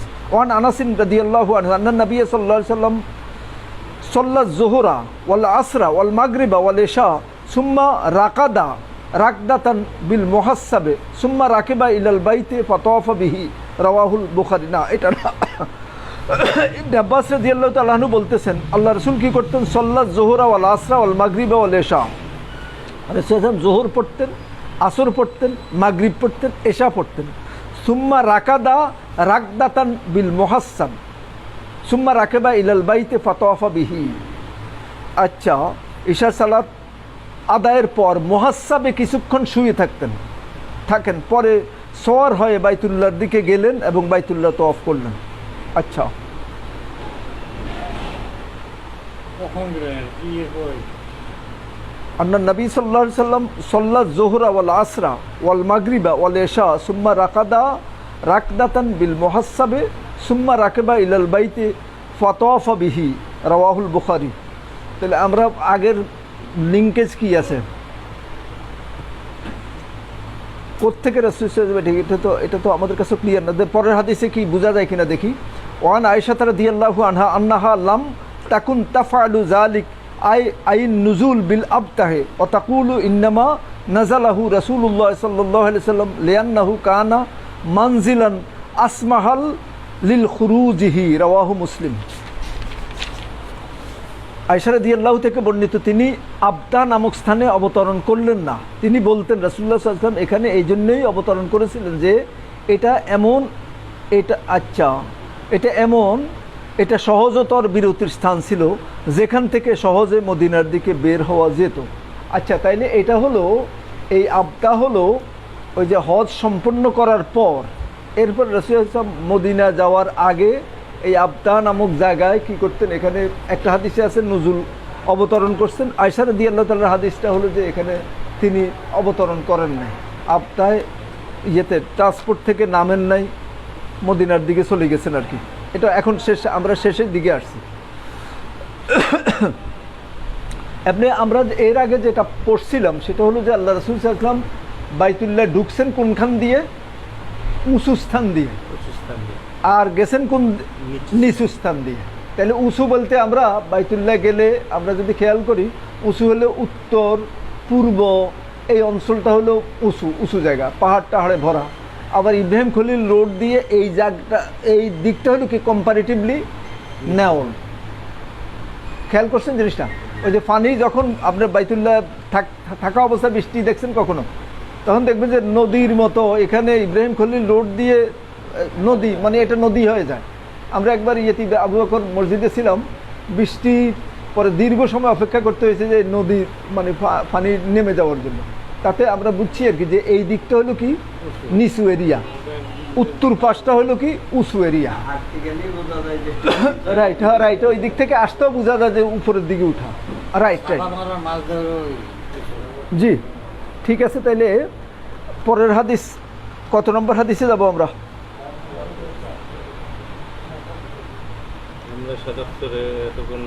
আচ্ছা, বিদায় তো হুকম তওয়াফিল বেদা, বিদায় তওয়াফের বিধান কি?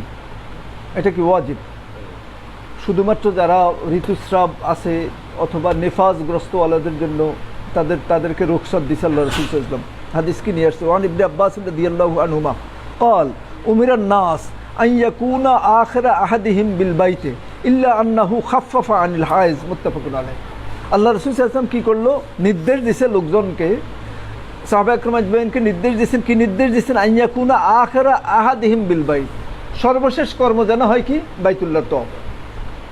বিদায় তওয়াফটা হলো কি শেষ কাজ। ইল্লা আন্নাহু খাফফাফা আনিল হায়েজ, তবে যারা ঋতু স্রাবগ্রস্ত আমাদের মা বোনরা ছিল তাদেরকে কি করছে আল্লাহ রাসূল সাল্লাল্লাহু আলাইহি ওয়াসাল্লাম, তাদের জন্য এটা হালকা করছে, তাদেরকে এটা থেকে অব্যাহতি দিছে। তার মানে বোঝা যায় যে তারা এটা না করলেও চলবে। বুঝছেন দৃষ্টা? কিসের জন্য? ওজোরের কারণে। যাদের ওজোর নাই তাদের জন্য ওয়াজিব হলো কি করা, বিদায় তওয়াফ করা। মুত্তাফাকুন আলাইহি। তাহলে আমরা বাইতুল্লাহ থেকে যখন মক্কা থেকে যখন চলে আসবো তখন সর্বশেষ কর্ম কি তওয়াফ করা। তো যেটা করব সেটাই, এরপরে যদি আর কোনো তওয়াফ না করি তাহলে ওটাই বিদায় তওয়াফ হবে। মুদাআফাতাস সালাত ফি মসজিদিল মক্কাতে ওয়াল মদিনাতে। মুদাআফা মানে কি বৃদ্ধি পাওয়া, মানে নেকি বেশি হয় না। মক্কা মদিনা সালাত পড়লে বেশি নেকি না, কত বেশি নেকি? 1000। এখানে আবার একটু ইয়ে আছে, দেখি এখানে কি আছে। ওয়ান ইবনে জুবাইর রাদিয়াল্লাহু আনহুমা, আব্দুল্লাহ ইবনে জুবাইর রাদিয়াল্লাহু আনহুমা থেকে বর্ণিত, قال رسول الله صلى الله عليه وسلم, আল্লাহ রাসূল সাল্লাল্লাহু আলাইহি ওয়াসাল্লাম ফরমান, সলাতু ফি মসজিদি হাযা আফজালু মিন আলফি সলাতিন ফিমা সিওয়াহু ইল্লাল মসজিদিল হারাম। মসজিদে হারাম ছাড়া যেই কোনো মসজিদের সালাতের চাইতে আমার মসজিদে সালাত পড়া কত গুণ উত্তম? 1000 গুণ। আলফা মিন আলফে সালাতিন ফি মা সিওয়াহ। তাহলে আমরা পাইলাম কি আল্লাহ রাসূল সাল্লাল্লাহু আলাইহি ওয়াসাল্লামের মসজিদে নববীতে এই নরমাল যেই কোনো মসজিদে হারাম ছাড়া যেই কোনো মসজিদ থেকে 1000 গুণ উত্তম হলো কোথায় সালাত আদায় করা? মসজিদে নববীতে। ওয়া সলাতু ফিল মসজিদিল হারাম আফজালু মিন সলাতে ফি মসজিদে মিয়াতে সলাত। ও তাহলে ঠিক আছে, 1 লক্ষে হয়। আর এখানে হলো কি মসজিদে হারামে সালাত আদায় করা আমার মসজিদ থেকে বি মিয়াতে সালাত, এটার চাইতে মানে মসজিদে নববী থেকে 100 গুণ বেশি। তাহলে 100 গুণ মানে কি 100,000, এটা 1 লাখ। 1 লাখ হইল না? রাওয়াহু আহমদ ওয়া সাহহাহু ইবনে হিব্বান, হাদিসটা মুসনাদে আহমদে আছে এবং ইমাম ইবনে হিব্বান রাহিমাহুল্লাহ বলছেন কি হাদিসের সনদ সহিহ।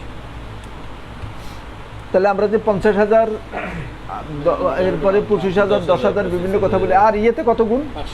500। এটাই সহিহ কথা। মসজিদে আকসায় হলো 500, ইয়ে হলো 1000 মসজিদে নববীতে, আর বাইতুল্লাহ হলো কি 1 লক্ষ। হ্যাঁ যাওয়া যায়। হ্যাঁ, যা আল্লাহ রাসূল সাল্লাল্লাহু আলাইহি ওয়াসাল্লাম নির্দেশ দিয়েছেন, যদি কোথাও যাইতে হয় তাহলে 3 মসজিদে যাও, যদি সুযোগ থাকে যাবেন। যদি অনেক রেস্ট্রিকশন আছে ওখানে যাওয়া যায়, ওটা ইয়ের উদ্দেশ্যে, ইবাদতের উদ্দেশ্যে ওখানে যাওয়ার জন্য আল্লাহ রাসূল সাল্লাল্লাহু আলাইহি ওয়াসাল্লাম যে 3 মসজিদ ছাড়া আর কোথাও ইবাদতের উদ্দেশ্যে, মানে আর কোথাও গেলে সওয়াব বেশি হবে এই নিয়তে যাওয়ার কোনো সুযোগ নেই, তাহলে ওখানে যাওয়া যায়। বাবুল ফাওয়াতি ওয়াল আহসার, হজ সম্পাদনে কোনো কিছু ছুটে যাওয়া ও শত্রু দ্বারা বাধাগ্রস্ত হওয়া। হজের শেষের দিকে আসতেছে, এবার আসতেছে যে দমের প্রসঙ্গ, অথবা কোনো কিছু ছুটে গেলে অথবা শত্রু দ্বারা যদি আপনি বাধাগ্রস্ত হন তাহলে কি করা, এটার বিধান কি? হুকমান আহসেরা আনিল উমরা থেকে বাধাগ্রস্ত ব্যক্তির বিধান। তাহলে হজ উমরা থেকে বাধাগ্রস্ত ব্যক্তির বিধান কি? হাদিস নিয়ে আসছে আন ইবনে আব্বাস রাদিয়াল্লাহু আনহুমা قال, ইবনে আব্বাস রাদিয়াল্লাহু আনহুমা থেকে বর্ণিত, তিনি বলেন, কাদ উহসিরা রাসূলুল্লাহ সাল্লাল্লাহু আলাইহি ওয়াসাল্লাম, আল্লাহ রাসূল সাল্লাল্লাহু আলাইহি ওয়াসাল্লাম বাধাপ্রাপ্ত হয়েছে কিসে? ওই যে উমরা থেকে, ওই যে হুদাইবিয়ার সন্ধির সময় বাধাপ্রাপ্ত হওয়ার পর আল্লাহ রাসূল কি করছেন? ফাহালাকা, রাসূল চুল মাথা মুন্ডাই ফেলেছেন। ওয়া জামা নিসাহু, রাসূল স্ত্রী সহবাস করছেন।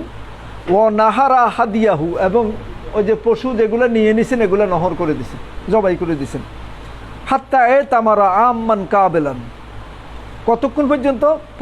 পরের বছর উমরা করা পর্যন্ত, মানে এর ফাঁকে দিয়ে আর উমরা করার আর সুযোগ হয় নাই। পরের বছর রাসূল সাল্লাল্লাহু আলাইহি ওয়াসাল্লাম ওই যে এই বদলি উমরা যেটা এটা করতে দেয় নাই, পরের বছর তো ওদের সাথে যে হুদাইবিয়া সন্ধির মধ্যে ক্লজ ছিল যে আল্লাহ রাসূল পরের বছর আসবেন, সাহাবা একরাম আজমা আসবেন, 3 দিন সেখানে অবস্থান করবেন, সাথে কি নিয়ে আসবেন? খাপবদ্ধ একটা তলোয়ার, আর কিছু আনতে পারবেন না। আর আরবের মুশরিকরা কি করবে, এই 3 দিন তারা তাদের এলাকা থেকে তারা বাইরে থাকবে, মক্কা থেকে তারা বাইরে থাকবে। আল্লাহ রসুল এই ওমরা করে চলে যাবে, তারা ইন করবে। এই কথাই বলতেছে। তো রসুল সাল্লাল্লাহু পরের বছর 80 বিয়ে করার আগ পর্যন্ত আর কি করে নাই, মানে এই যে বাধাগ্রস্ত হওয়ার পর, তাহলে আমরাও যদি এরকম বাধাগ্রস্ত হই তাহলে কি করতে হবে? ধরুন পাসপোর্ট করতে যাই, আপনি ঘুষ দেওয়ার দরকার নেই। পাসপোর্ট করতে ইয়েতে এই যে হজ করতে যাবেন, এই কারণে অনেকের পাসপোর্ট দরকার হয় না, কিসের জন্য? হয়তো হজ করবে, এই কারণে পাসপোর্ট করবে। পাসপোর্ট করতে গেলে ওখানে আমাদের যে স্যারেরা ইয়ে চায়, ঘুষ চায়, তখন আপনি কি করবেন? আপনি বলবেন যে আমি এরকম হজ করার জন্য, বা আমার স্ত্রী হজ করবে, আমার সন্তান হজ করবে, 1 পয়সাও ঘুষ দেবো না।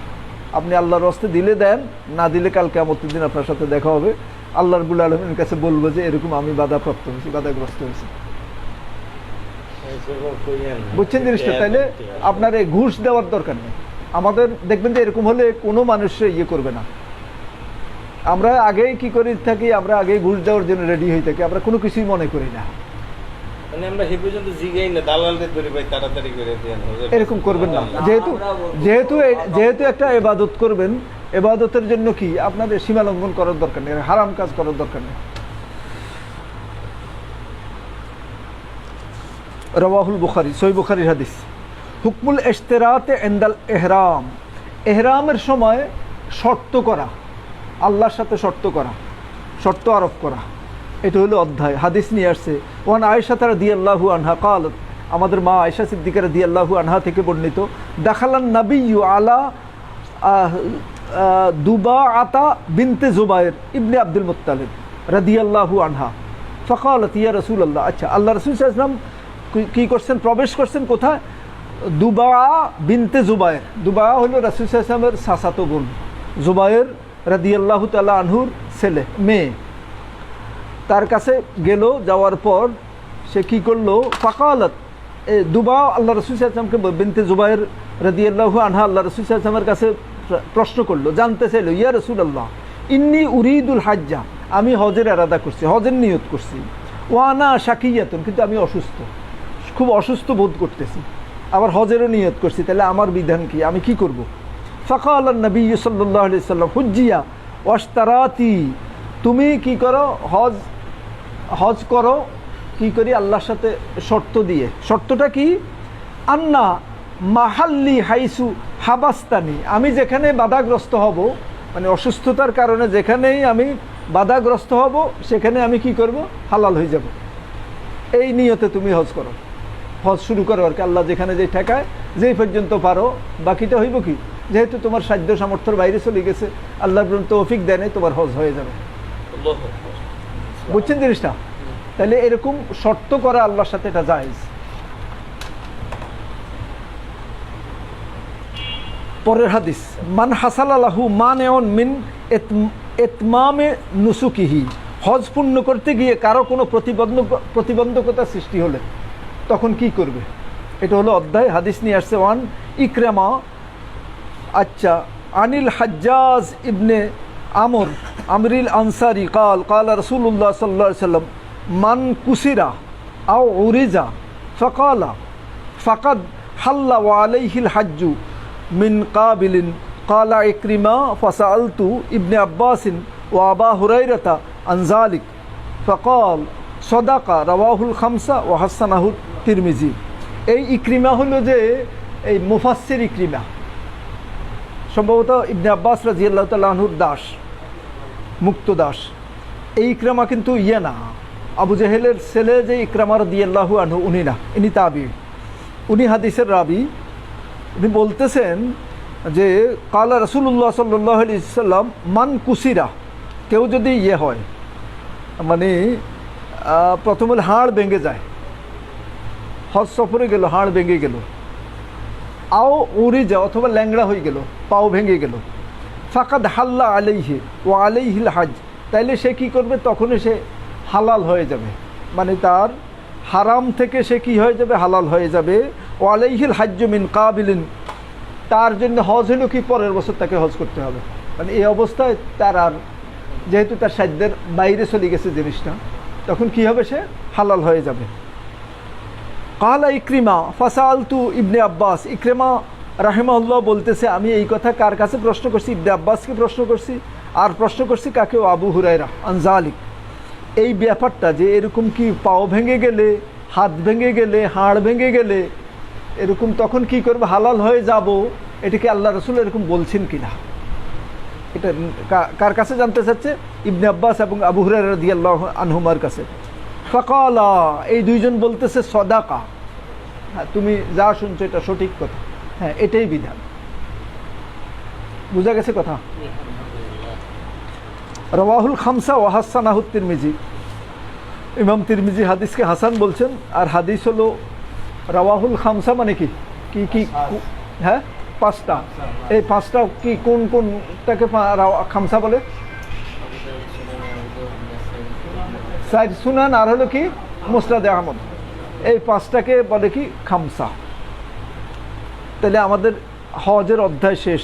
এবার নিয়ে আসছে কালা মুসান্নিফুহু হাফিজুল আসরে কাজিউল কুজাত আবুল ফজল আহমদ ইবনে আলী ইবনে হাজার আল কিনানি আল আসকালানি আল মিসরিউ আবকাহুল্লাহু ফি খায়ের, এটা হলো ওনার নাম। মুসান্নিফ মানে হলো লেখক।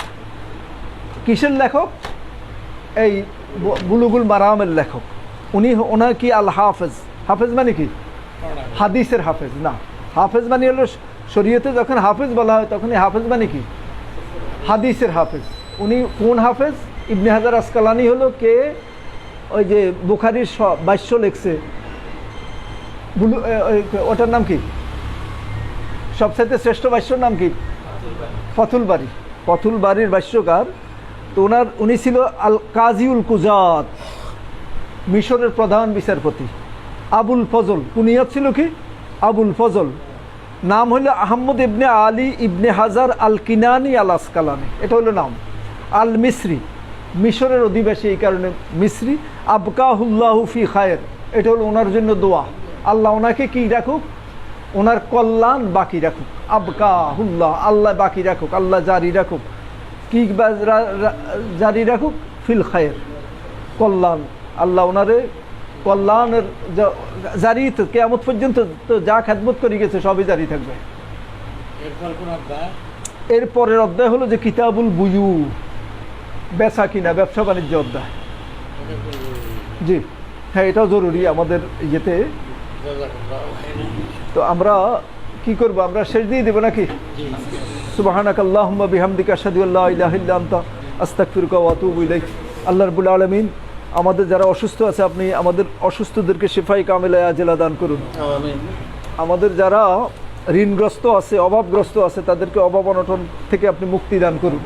আল্লাহ রাব্বুল আলামিন আমাদের যারা দ্বীনের ইলম থেকে আমরা বঞ্চিত, আল্লাহ রাব্বুল আলামিন আপনি আমাদেরকে তাওহীদ এবং মানহাজ রাসূল সাল্লাল্লাহু আলাইহি ওয়াসাল্লামের সুন্নাহর ইলম দ্বারা ইলম শিখার তৌফিক দান করুন, আমাদের জন্য সহজ করে দেন। আল্লাহ রাব্বুল আলামিন আমাদের যারা মারা গেছেন, আমাদের মাইয়িতদেরকে আপনি জান্নাতুল ফেরদাউস নসিব করুন, তাদের ভুল ত্রুটি আপনি ক্ষমা করে দেন। আমাদের অসুস্থদেরকে আপনি শিফায়ে কামিলা আজেলা দান করুন। আসসালামু আলাইকুম ওয়া রাহমাতুল্লাহি ওয়া বারাকাতুহু।